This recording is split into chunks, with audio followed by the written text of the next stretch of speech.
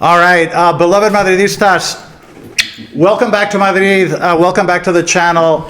Okay, we need to talk about this really, really important match against Rayo tomorrow that normally would not be important, but given where the club is and all the pressure in the media, all the pressure and all the tension, it's going to be a very important match. I would not want to be Florentino Perez tomorrow. I would not want to be a player tomorrow because the whistles are going to be waiting and ready to happen.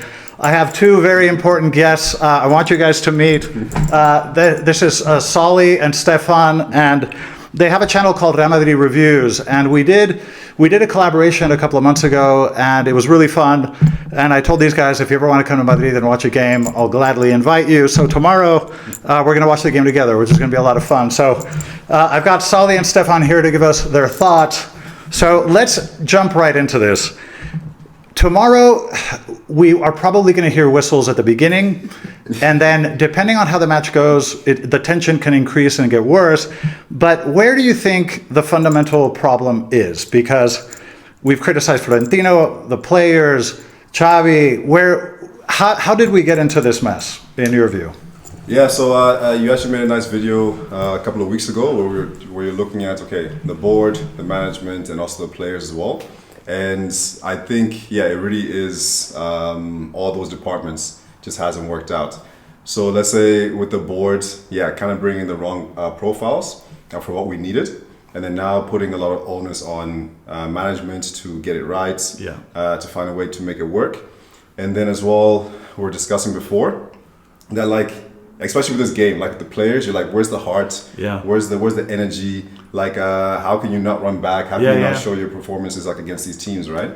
But then a part of me was also thinking trying to see it from their side, because we're in terms of player combinations, we got Vini, we got Mbappe and Goulet, and that's pretty much the only partnership we have. Yeah. Everywhere else on the pitch, nobody gels. It's very individual. It's very individual. Everyone's kind of doing their own things. Yeah. So I think it's just every single department, it just hasn't really worked out. And then now we have Arbeloa doing some things a little slightly different from Xavi. So for myself, with Xavi, I wanted to see him the whole season. But I understand why I had to go. Yeah. But I think as well, the thing that scared me the most is with the players that the unwillingness to learn. And it's you're a football player, you should be improving 1% every single game, every single season, there's tons of blame to go around. And so now in terms of how you fix this, we keep praying for things to turn around. We keep waiting. So Arbeloa comes in, we play a good game against Monaco, a lot of intensity. We play a very, very professional, good performance against Villarreal, and then we go to Lisbon, and everything falls apart. So, where do you start? Where do you start to fix this problem? Because it's very hard to pin it down to one thing. So, if you were Florentino Perez right now, Stefan, what would you do other than hide at home? There is something the board and the president, they've done for the players, from what we understand. They got rid of the manager.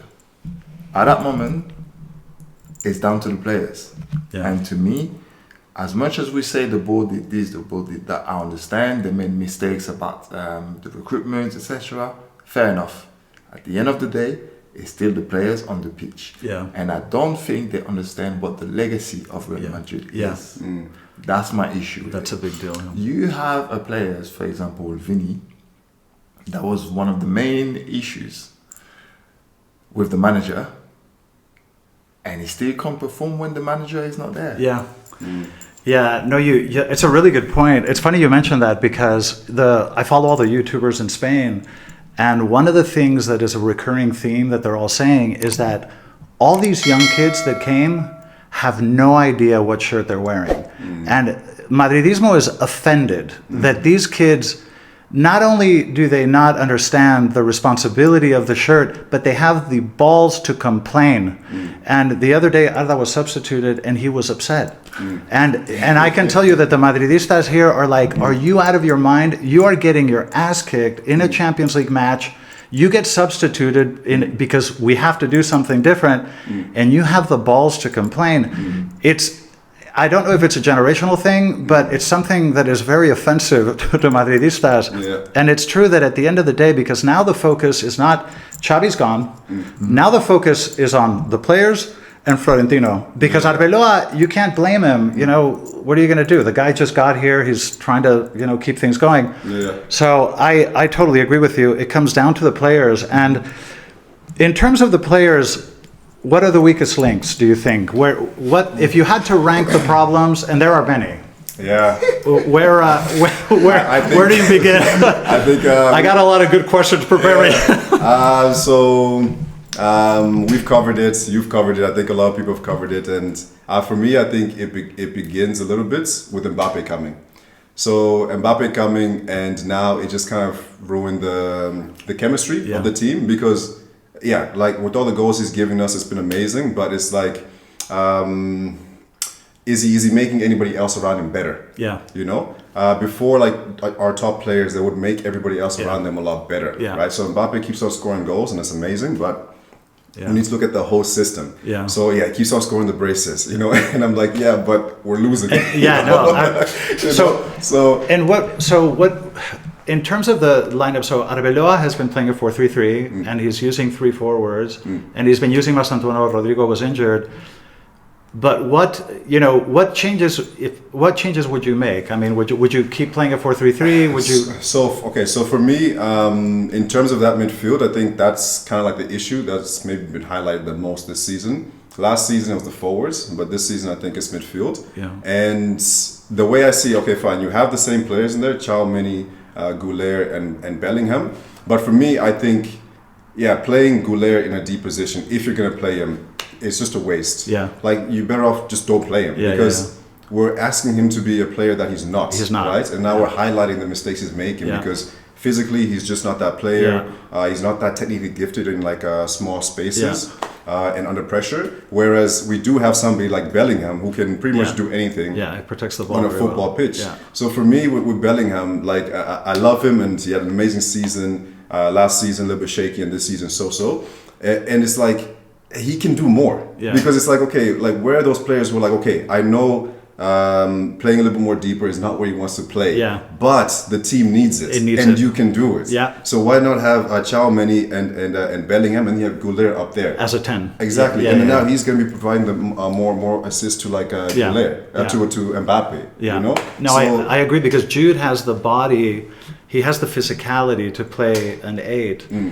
Arda is a wonderful 10, but I agree, he doesn't have the muscle for a 10. And so up front, I'm curious about the right wing. Who would you play on the right wing? Mastantuono, Rodrigo, Brahim? What would be your choice, Stefan? Rodrigo. There is Rodrigo? no debate. I don't even understand why Xabi Alonso played Mastantuono so long. Yeah. I think he burnt him as well. Maybe the kid has potential, but I've watched a couple of the game in the World Cup, and I didn't see anything interesting with him. Now he's a potential. He's playing in the national team, so he's got the potential. Yeah. Maybe like the step is too high at the moment, and we had to send, for example, Hendrik on loan. Yeah. He might have to go on loan as well. Yeah. But he's not going to go anytime soon because the market finishes tonight. Is it tonight? Yeah, midnight, right? Yeah, I think so. Yeah. So it's too late. So next season he's going to have to go on loan because no matter what, and he's young. We do understand that. But you're wearing the Real Madrid shirt. Yeah. Vinicius didn't have it easy as well when he arrived and he was playing. We gave him hell back then. Oh, big time. So I don't understand why like he has so many passes. Yeah. Mastantuono. Don't get me wrong. Yeah. 2 good games recently. Hopefully he's going to come back. But he shouldn't be starting in this squad. Yeah, I agree. Mastantuono has been a little bit disappointing. The other day against Benfica, he dribbled too much. He kept holding the ball. Like every time the ball got to him, you knew he would lose it because he would take 3 people on, and it was so. Rodrigo, you would keep on the right. Now the big discussion, whether we like it or not, we all love Vini. We all think he's a wonderful person, and he can be a very explosive player. But he's very distracting. He's a real distraction, and some people think the problem is Kylian coming, Mbappe coming.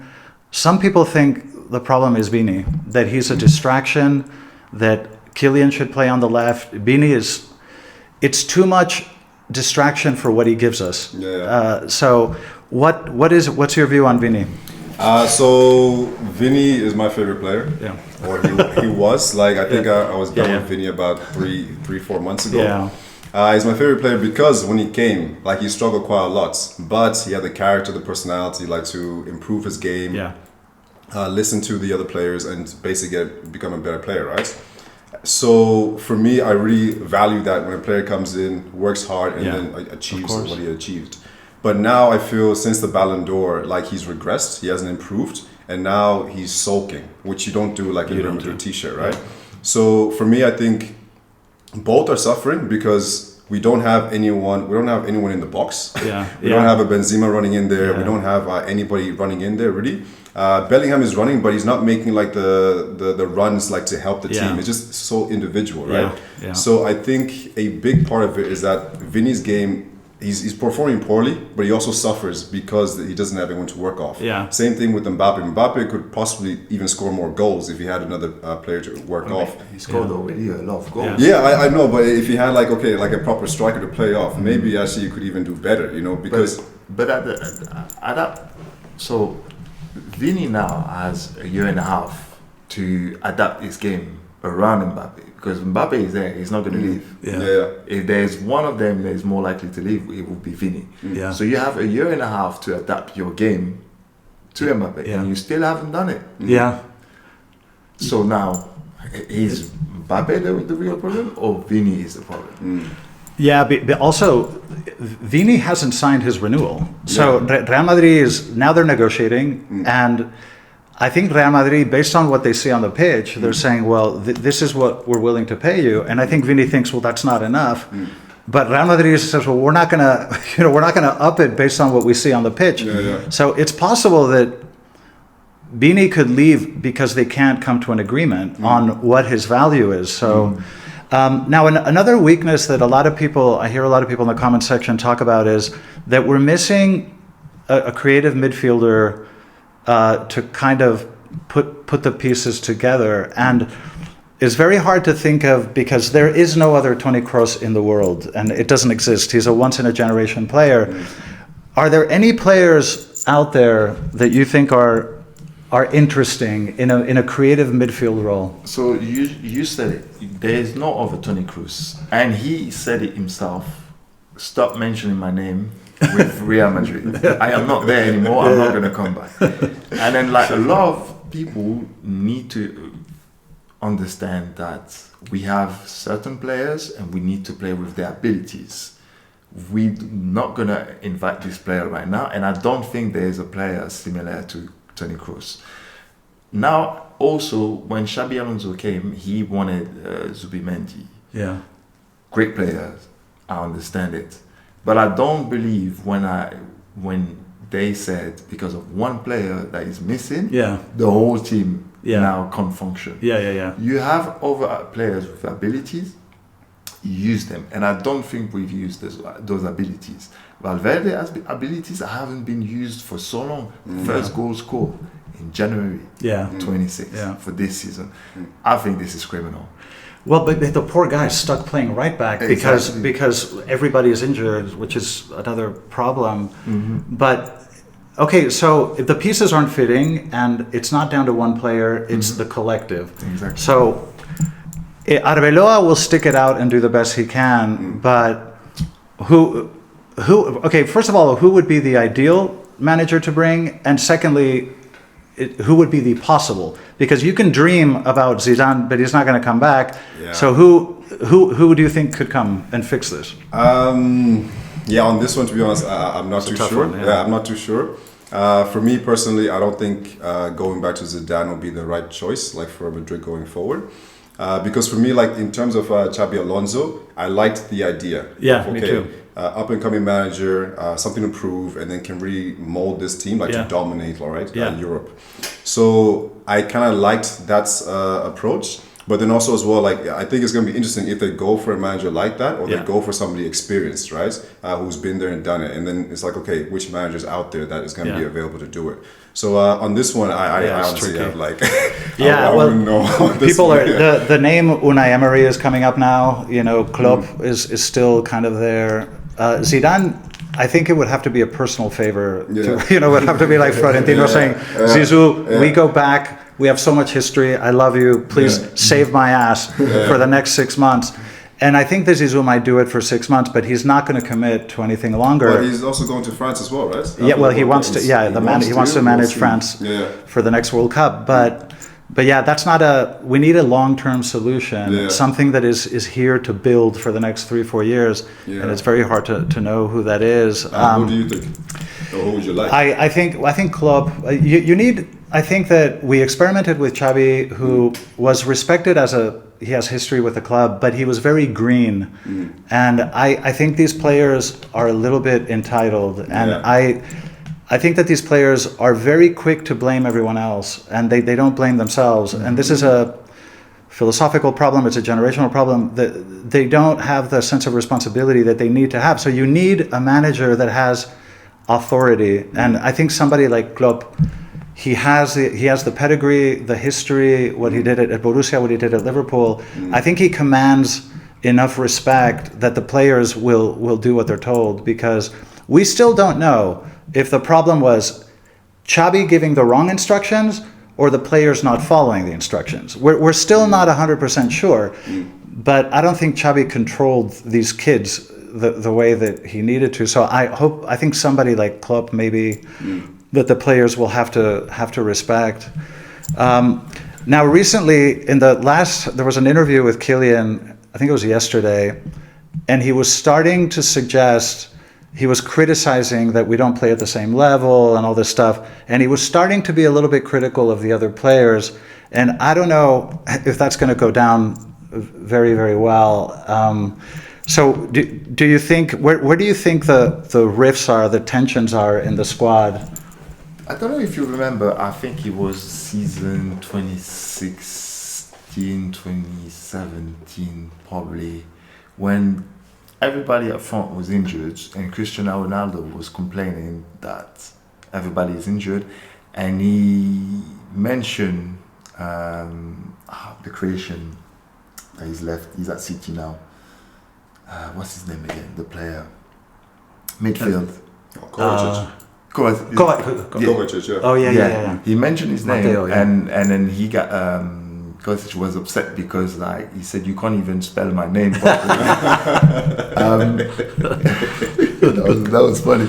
But what it is at that time when Cristiano Ronaldo was blaming people that were not performing, etc., he was still performing for the team. Yes, he was an individual player, but he was doing it for the team.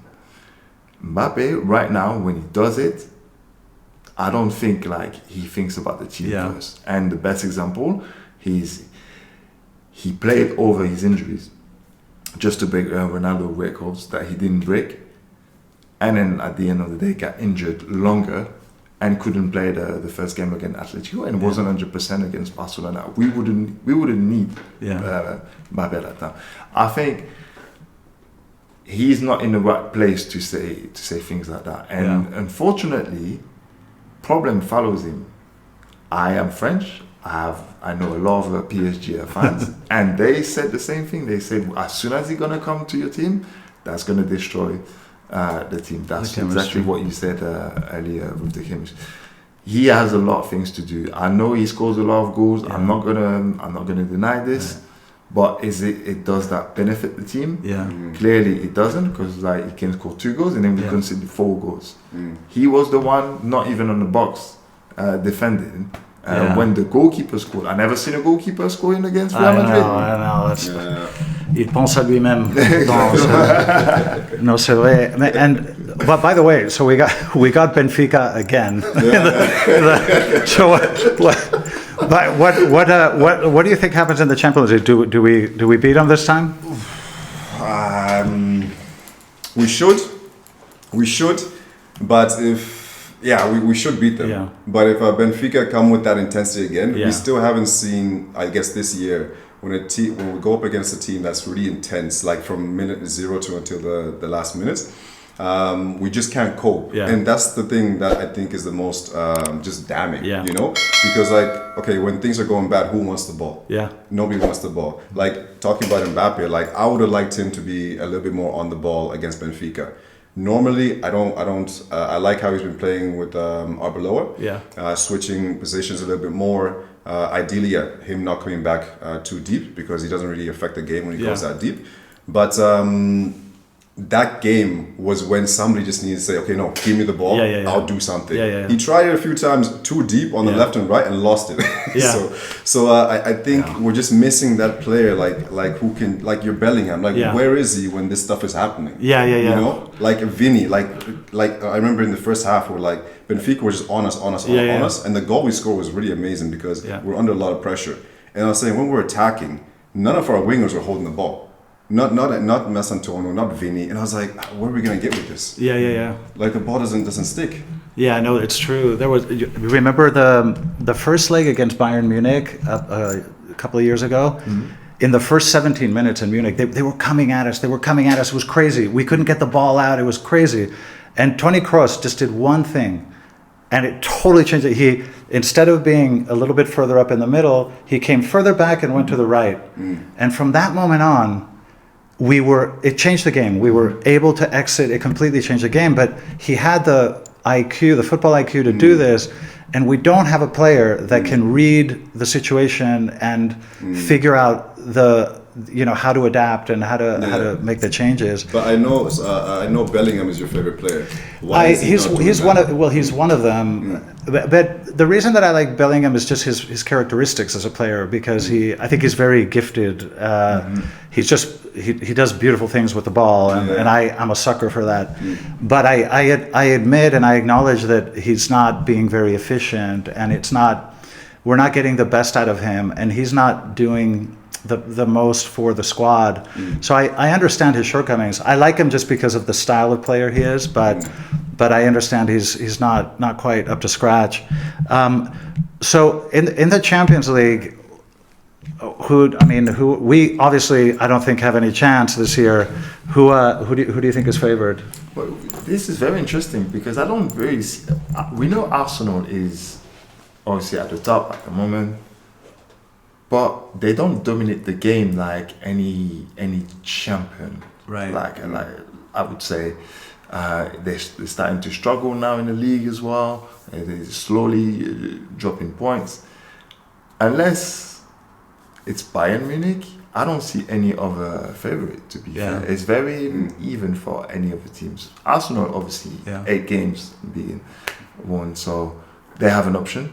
But I still don't think like anybody is unbeatable. Do PSG look a little softer than last? You don't think PSG can do it? Well, it's hard to do a back-to-back and even more like free beat. So I understand the drop of form, and then they also have like injuries. We do suffer with injuries. We have to consider this. Since Militao is gone, basically everything's went down for us. And I hope he's going to come back soon. Cause yeah, man, we need him. We need him I'm desperately. tired of seeing at the back. And now we have all the red cards. We have the injuries, now we have red cards. So Solly, tomorrow, if the Bernabeu whistles, do you whistle with them? My first experience. Have you been practicing it really? I'll have to tonight, actually.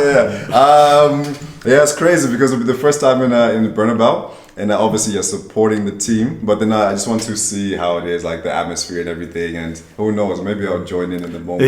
Because I think this season is really bad. Like I know, okay, we are still competing for La Liga, Champions League.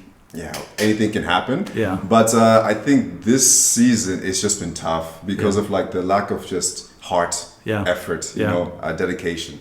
Which I think, last season. They were trying, it just wasn't working. Yeah. But this season it's like almost like they've already kind of given up a little bit. Feels that way. It's really strange. So like when you see a game against like Benfica, your Liverpools and things like, it's like, come on guys. Yeah. You guys are better. You're It's better. so- You're so better than frustrating. this. It's We so ate frustrating. good for the past 10 years. Do you We're spoiled. Do you remember the season 2005 to 2006? I think this season was even worse. Like Yeah. the last season of Horrible. Zidane, horrible. Pablo Garcia, Grafsen, those players. It was bad. It was bad. But I still got hope. They're young. Yeah. They're young. They can improve if they want to. And let me ask you this: if everybody is healthy, if everybody is healthy, who would you play as right back as a starter? Carvalho. Carvajal. Carvajal. Even at 32, like you would still play him. Carvalho. Yeah. He shows so much during all these years. He's been Yeah. here for like all his life. Yeah. He knows what it is to be a Real Madrid player. Yeah. And I understand right now he's getting old and Yeah. it's harder to come back from injuries at his age. But Carvajal, he has everything to lift the mood and the spirit in the team, I believe. That's why we also need the Militao back as well. Yeah, for sure. All right, what I was going to ask you. So, right back, you would also play. What do you think is happening with Trent? Because he's been injured and it's very strange. But in the times that he played, what impression did you have? We all saw him at Liverpool. Yeah. And we kind of knew what he did at Liverpool. But the times that he played at Madrid, what impression did you have? I think it's the thing that the tactics we have and the player profiles, again, they're not matching. Because we have, let's say, Trent right back, or Valverde right back. Yeah. We have also Asensio now in terms of like long ball ability. Yeah. But we don't have the runners. Yeah. Like Mbappe is not running behind the defense. Vinny and Massantuono, also everyone's really static. Yeah. So we're actually missing that a lot from our play, even though we have two players at a time, let's say in a match, who can actually do those long passes. Yeah. So I think for me, with Trent, it's himself as well, not having the confidence like to basically own that right back position. Because they're two different personalities, Bellingham and Trent. Yeah. But like what Bellingham did when he first came, like he was okay. No, I'm here. Yeah. Like this is my position. Okay, Give me the ball. Give me the ball. Yeah. So that's what you kind of would want from Trent. Even if like you're a shy guy and things like that, you can still demand the ball, right? Yeah. Your Valverde's, So I think it's also as well the other part where like where are the runners? Yeah. We don't have the runners. Yeah. And like true. when Bellingham is running, why is nobody looking for him? Yeah. So there's just like a mismatch. Yeah. So you have like this guy with the crazy right foot, like Valverde, and then and Trent, and then Asensio, crazy ability. Yeah. But yet you see them on the ball, but you're not moving. Yeah. Why? Yeah. It doesn't make sense. I believe there's one massive issue in the midfield, and it's Tramini. This is my biggest issue. He's been here for like 3-4 years now, and Wait, say that again. Who? Tramini. Tramini, yeah. And I still don't know what he brings to the team. I don't know. But he's been pretty consistent. I mean, average, being consistent and being average. This is how I feel. I understand his position, his style of game is to not do any. It's trade. defensive. Yeah. It's very defensive. But even in that sector, he's not that dominant. Yeah. And that's my issue. So if you're not dominant with that, and then you're not bringing anything to help your teammates to be better, so why are you here? Because defensively, when we put you as a centre back as well, it's still not working. Yeah. This is my point of view. So I can be wrong. Camavinga or Tchouaméni, who would you play? Camavinga. You would go Camavinga. Camavinga, because I know he's taking too much risk. He's younger, but now also he needs to start develop. He hasn't. Yeah. But he's showing me much more than Tchouaméni. Yeah, I think the raw material, Camavinga's raw material is better. Mm-hmm. He's faster, he's quicker, he dribbles better, he's more dynamic, he moves more mobility. Mm-hmm. But his decision making still bothers me. Yes. He's still risking the ball in dangerous areas. Mm-hmm. He sometimes doesn't circulate quickly enough. He sometimes holds it a little bit too long. He's wonderfully gifted, and he's wonderful at stealing balls. The legs. Exactly. He can make his legs sort of go like around. I mean, he's very athletic. But with Tchouaméni, you have a slightly more solid, kind of consistent, composed. But it's more static. It's less dynamic. And that's my issue. That doesn't bring anything offensively to the teams, and That's defensively, I believe like Camavinga can do it. Now Camavinga needs more discipline, but I'd rather somebody that tries than somebody that has like a fire in his feet. Yeah. Because Tchouaméni is. Yeah, I can see. There's like, I don't know if you remember last year, he was like centre back. There was a striker pressing him, and I've never seen a Real Madrid player shaking like that with the ball. Yeah. That's when I realized he's not Real Madrid caliber. That's my opinion. As a French people, we don't rate him as much as what other people are thinking. I just don't think he suits Real Madrid because he doesn't bring what he should be bringing. Yeah. He's like, 6'2"? Yeah. He should be big. He's always on the floor. Yeah, and he's limited in the sense that in that same position, Toni Kroos is making wonderful distributions. Mm-hmm. He's switching play. He's directing the play. Tchouaméni always plays short. Mm-hmm. He's always plays short. Yeah. So it kind of adds one step to your transition play. You could go directly to the wingers, but Tchouaméni is not going to make that pass. Mm-hmm. So it slows you down a little bit in transition. Camavinga or Tchouaméni? What do you think? Ooh, okay. For now, I'll go for Camavinga. Yeah. Because I think I also agree with Stefan as well, because he's been saying this for the last year or so. For myself, I was like, okay, give Tchouaméni a chance and everything. But I think also defensively, I think he's been suspect. The game against honestly the game against honestly because I'm like we had like the players back there, Tchouaméni, Goulet, but I'm like he doesn't step in, he doesn't read the game. Yeah. In terms of interceptions. Yeah. In terms of just like being dominant in that position, he's there but he's not present. Yeah. So we're really missing that in that midfield. One, progressive carry is not there. Right. But then also defensively, like, okay, solid, your Casemiro's, like, it's not there, Yeah. So for me, Camavinga coming back from injury, I was hoping that he would kind of step up.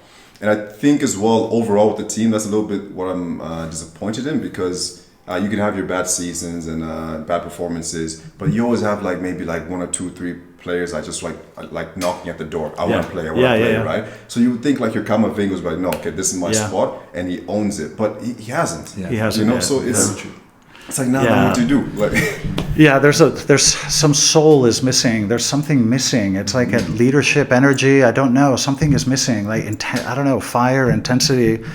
Okay, final questions to wrap up. What kind of a score do you expect tomorrow?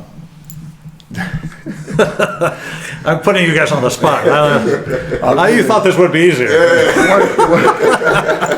One thing I'm definitely I'm looking forward to hear is the whistles. Looking forward to hear that. You're gonna hear them. It's a very brutal thing to hear, because you feel bad for the player. You really feel bad, because can you imagine? And you were at the Bernabeu today. Did you guys go on the pitch? Can you imagine looking all this, everybody whistling you? It must be really hard. So it's a little bit heartbreaking. As a football player back in the day, I'd never played like anywhere at that level.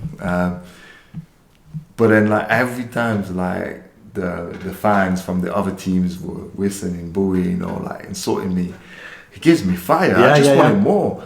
And then if it's my fans doing that, I'll say, okay, I'm going to prove you why I'm wearing this shirt. Yeah, I agree. And that was Cristiano. The more you whistled at him, the more screwed you were, because he's going to get you. I mean, so Solly, what happens tomorrow? Tomorrow, okay, I think they bounce back. Yeah. I think they bounce back. It was 0-0 last time 2 months ago, right? So I think, and we had our chances as well. So I think Mbappe embrace. Maybe 2-1. Because I think if you'll get whistles at the beginning, if they score early, then everything calms down. Yeah. If they don't score as the minutes go by, you're gonna feel it. Yeah. So okay, you think they bounce back? I have a feeling. I have a feeling they'll bounce back too. Yeah. I think tomorrow they know everybody's in the line of fire. Everybody's freaking out. I think that they know they have to play like it's the last game on earth. So I think they'll bounce back as well. But would you whistle if after 15 minutes they haven't scored? I think so.